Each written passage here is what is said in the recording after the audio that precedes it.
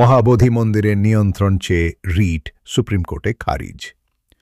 বুদ্ধগয়ার মহাবোধি মন্দির গৌতম বুদ্ধের বোধিপ্রাপ্তির পবিত্র স্থান। এই মন্দিরকে ঘিরে আজ সুপ্রিম কোর্টে হল গুরুত্বপূর্ণ রায়। ৩০ জুন ২০২৫ ভারতের সুপ্রিম কোর্টে এক রিট আবেদন খারিজ করে দেওয়া হয়েছে, যেখানে দাবি করা হয়েছিল মহাবোধি মন্দিরের সম্পূর্ণ নিয়ন্ত্রণ যেন বৌদ্ধ সম্প্রদায়ের হাতে দেওয়া হয়। আবেদনটি করেছিলেন আইনজীবী ও সাবেক মন্ত্রী সুলেখা কুম্ভারে।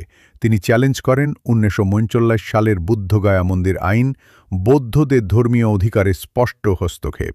এই আইনের ভিত্তিতে বর্তমানে ৯ সদস্যের কমিটি মন্দিরটি পরিচালনা করছে। এই কমিটিতে রয়েছেন ৪ জন বৌদ্ধ, ৪ জন হিন্দু এবং গোয়ার জেলা প্রশাসক আছেন সভাপতি হিসেবে। আবেদনে বলা হয়, বৌদ্ধদের ধর্মীয় স্বাধীনতা ও প্রতিষ্ঠান পরিচালনার সাংবিধানিক অধিকার লঙ্ঘিত হচ্ছে। সংবিধানের ২৫, ২৬ ও ২৯ অনুচ্ছেদের উল্লেখ করে তিনি বলেন, মন্দিরের নিয়ন্ত্রণ বৌদ্ধদের কাছেই থাকা উচিত। কিন্তু বিচারপতি এম সুন্দরেশ ও কে বিনোদ চন্দ্রনের বেঞ্চ জানান, এই আবেদন সংবিধানের ৩২ অনুচ্ছেদের অধীনে গ্রহণযোগ্য নয়। আদালত আবেদনকারীকে পরামর্শ দেয় বিষয়টি উপযুক্ত হাইকোর্টে উত্থাপন করার জন্য। প্রসঙ্গত, ইউনেস্কো ঘোষিত এ বিশ্ব ঐতিহ্যবাহী মন্দির সেই পবিত্র স্থান যেখানে গৌতম বুদ্ধ বোধি লাভ করেন। বিশ্বজুড়ে কোটি কোটি বৌদ্ধ এই স্থানকে কেন্দ্র করে ধর্মীয় আবেগ বহন করেন।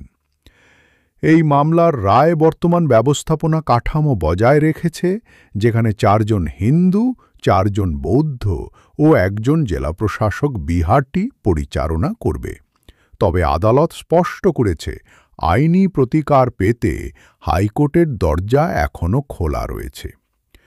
রায় নিয়ে মতভেদ থাকলেও বহু বৌদ্ধ এই রায়কে ধর্মীয় অধিকারের বিষয়ে নতুন আলোচনার দরজা হিসেবে দেখছেন। হয়তো এই মামলা হাইকোর্টের দিকে গড়াতে যাচ্ছে। মহাবোধি মন্দিরের মামলার সর্বশেষ আপডেট পেতে আমাদের সাথে থাকুন। আপনি দেখছেন বুদ্ধ বার্তা, বৌদ্ধ বিশ্বের নির্ভরযোগ্য কণ্ঠস্বর।